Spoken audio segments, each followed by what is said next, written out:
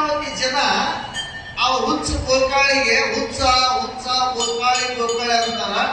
ಮತ್ತ ಅವ ಯಾರಿಗೂ ಬೆಳೆಯಂಗಿಲ್ಲ ಗಂಗಾವತಿಯಾಗ. ಅವ ಹೇಳದ ಯಾರು ನಿಮ್ಗೊಬ್ಬರಿಗೆ ಬಿಟ್ರ ಈ ಗಂಗಾವತಿಯಾಗ ಮತ್ ಯಾರಿಗೂ ಬೈಯಂಗಿಲ್ಲ, ಯಾರಿಗೇನು ಅನ್ನಂಗಿಲ್ಲ. ಅವ ಬಂದು ನಿಮಗ್ ಬಾಯಿಗೆ ಬಂದಂಗ ಬೈತಾನ್ರಿ ಅಪ್ಪ. ಮತ್ತ ನೀವು ಅವ ನೀವು ಬೈಯೋದೇ ಯಾಕ, ನೀವು ಬಯಸಿಕೊಂಡ್ರು ಸುಮ್ಮನೆ ಇರೋದೇ ಯಾಕ? ಅವ ಪ್ರಶ್ನೆ ಮಾಡಿದ.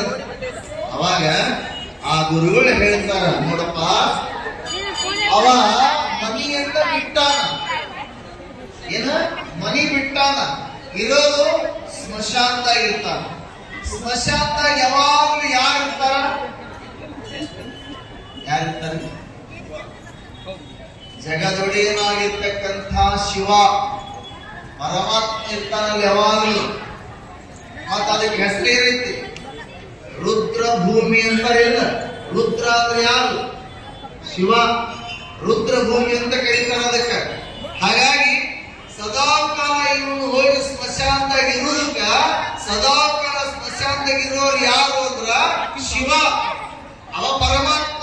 ಅದಕ್ಕೆ ಅವನಿಗೆ ಮಹಾದೇವನ ಸ್ವರೂಪ ಅಂತೀನಪ್ಪ. ಮನಿ ಬಿಟ್ಟು ಸ್ಮಶಾನದಾಗ ವಾಸ ಮಾಡಿದ್ದಕ್ಕ ಆತನಿಗೆ ನಾನು ದೇವರು ಶಿವ ಅಂತ ಕರಿತೀನಿ ಅಂತಾರ ಚನ್ನಬಸವ